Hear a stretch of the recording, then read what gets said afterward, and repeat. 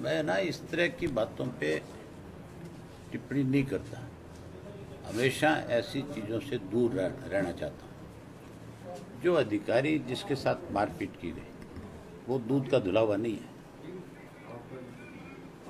किसान का चना जो है मंडी में आया हुआ था, 50 किलो का बैग था, 55 किलो चना उसमें डाला गया। 5 किलो चना जो है वो अधिकारी अपने घर ले जा रहा था, उसको कहीं किसान को लूट करके उसको बेच करके खा रहा था।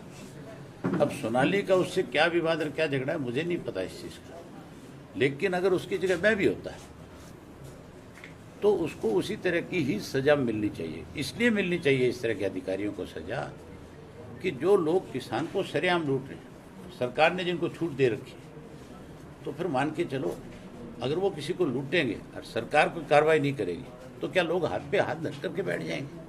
तो आप सोनाली किसान का अगर कोई फसल लूटेगा, अगर मैं किसी मंडी में जाऊं, मुझे किसानों की तरफ से शिकायत हो और मैं मेरी मौजूदगी में बैग तुलवा लूँ और अगर वहाँ इस तरह की चोरी मिले तो मेरी जिम्मेवारी बनती है पहले पुलिस को बुला करके उसके खिलाफ कार्रवाई करवाने की। लेकिन पुलिस तो सरकार के दबाव में है।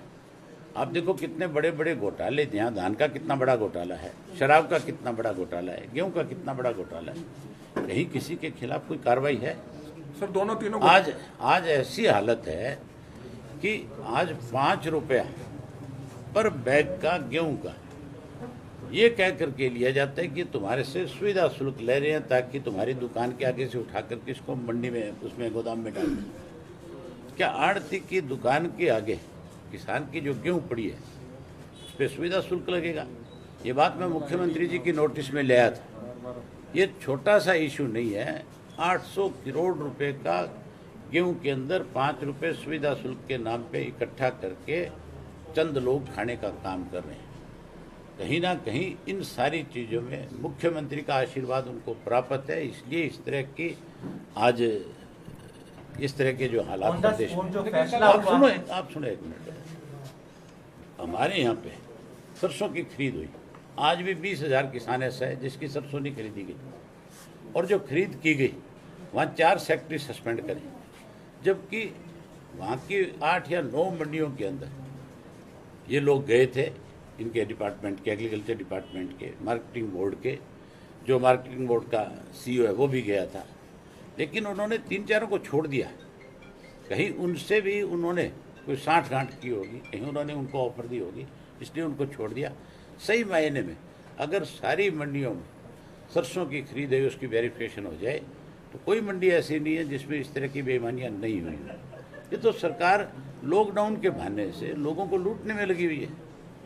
अगर इस तरह से लुटेरे मंडियों में बैठा दिए जाएंगे तो फिर 100% उनके साथ इसी तरह का व्यवहार होगा। वो तो सोनाली ने किया था। मैं तो कहता हूँ कि वो किसान अगर करते, जिनके 5-5 किलो चने निकाल लिए थे, अगर वो उसको पीटते तो और ज्यादा अच्छा होता। सर आपके हिसाब से जो थप्पड़ मारे गए, सरकारी अधिकारी पर थप्पड़ मारना कानूनी अपराध है और कानूनी कार्रवाई करनी चाहिए। सरकारी अधिकारी को ये छूट किसने दे दी कि वो जिसका मर्जी 5 किलो अनाज खा जाए? तो कानूनी कार्रवाई होनी चाहिए। कानूनी करे कौन? तो कानूनी कार्रवाई हो तो कोई हाथ क्यों उठाएगा? सरकार का तो दिवालिया पिट गया। कानूनन कार्रवाई सरकार किया करती है, ना कि कोई और किया करता है। अब जो सरसों में, सुनो यार एक मिनट, आप जो सरसों में घपला हुआ है उन सेक्रेटरियों को सस्पेंड कर दिया। वो सरसों कहाँ से आई, उन लोगों को पकड़ा। दारू का इतना बड़ा स्कैंडल हुआ है हरियाणा प्रदेश के अंदर, आप मुझे एक भी ऐसा नाम बताओ जिसका सरकार ने नाम उजागर किया हो कि SCT गठित होने के बाद हमने फला फैक्ट्री से दारू आई थी, उस फैक्ट्री के मालिक को भी पकड़ा। तो कहाँ सरकार है? सरकार तो खत्म होगी। सोनाली ने किया, ठीक किया, बिल्कुल ठीक किया। और मैं तो किसानों से भी ये बात कहूँगा कि जहाँ कहीं भी किसान का धान कोई भी अधिकारी लूट रहा है, 100% उसके साथ उसी तरह का व्यवहार करें ताकि इनकी अकल ठिकाने आए। सर खाद्य पूर्ति